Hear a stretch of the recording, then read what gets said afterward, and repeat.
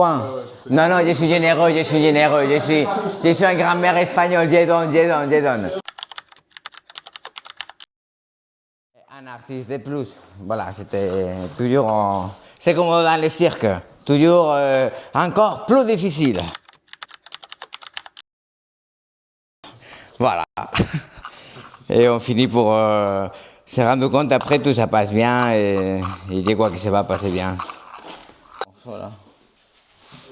C'est un morceau comme ça, tout plat, blanc.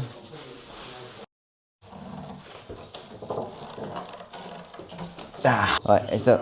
Ok, stop. On va porter une couverture. Ok, c'est mon tour maintenant.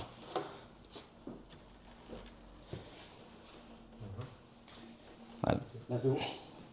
Tiens, vertical. Ouais, ça, c'est une très très bonne technique. Et comme ça, on est allé seul en même temps.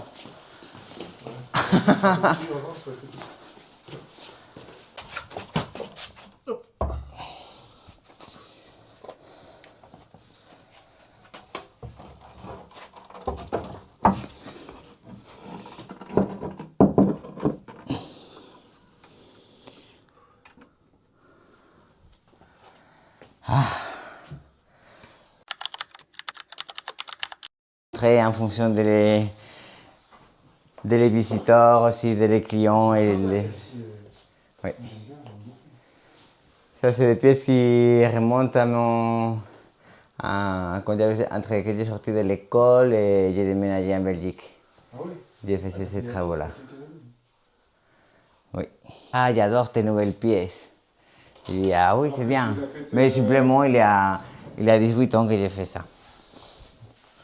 Alors, c'est une réflexion qui nous fait voir que c'est réellement le temps, elle compte pas pour l'art. Est-ce que tu as pris l'exposition? Quoi? Est-ce que tu as des peurs par rapport à l'exposition ou tu es confiant? Maintenant, je ne réfléchis pas à ça. Parce que Ah ouais? oui, c'est toujours c'est quelque chose. Hein. C'est comme c'est mis à nous devant le public quand tu présentes ton travail. Et plus maintenant que c'est chez moi, c'est la maison des sculpteurs. Et alors, voilà, c'est pour ça tous ces rangements extrêmes pour accueillir les gens. C'est pas seulement déjà montrer mon travail, sinon aussi montrer chez moi. Alors oui, il a un peu de peur.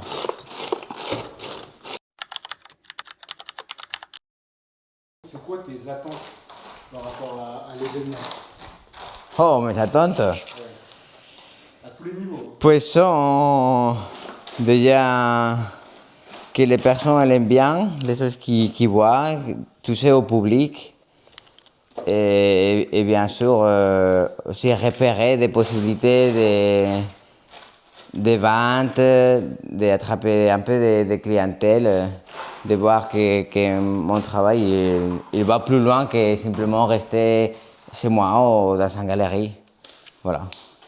Mais surtout voir que le public est ému avec les choses que je travaille.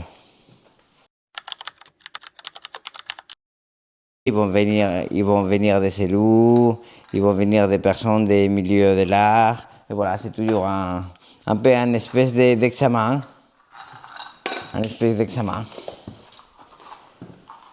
Qu'on essaie toujours de réussir avec la meilleure puntuation.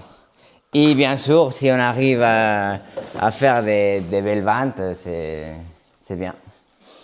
Parce que montrer son travail, c'est chouette, mais comme les artistes, on doit vivre aussi. On a besoin de gagner de la thune.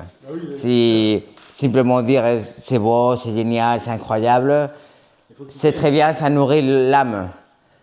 Mais on a besoin de nourrir aussi les portefeuilles pour pouvoir vivre. Voilà. Déjà pour manger, pour pouvoir continuer à créer. Le meilleur, si tu aimes bien un artiste et soutenir un artiste, la meilleure chose que tu peux faire, c'est acheter des œuvres de ces artistes-là. Ouais, c'est comme pour les chanteurs, etc. Souvent, Oui. c'est ce que le public dit aussi. C'est pour eux, la meilleure façon de soutenir quelqu'un, c'est de contribuer à ce qu'il fait, donc, en achetant, en consommant les différents artistes. Et c'est pour ça que je travaille avec différents formats, pour avoir de l'accessibilité à tout le monde, je travaille sur papier aussi, on fait des dessins. On a fait un projet avec un artiste céramiste qui s'appelle Sophie Masson, qui fait des très fines porcelaines et j'ai fait des dessins dans ces porcelaines et on fait une collaboration comme ça. Et comme ça, l'art, elle peut venir aussi dans l'utensile de cuisine et c'est des prix un peu plus accessibles à tout le monde. Parce que bon voilà, on peut aimer bien beaucoup des sculptures, des choses qui ne sont pas accessibles à notre portefeuille, mais aussi la autre façon de pouvoir promouvoir l'artiste.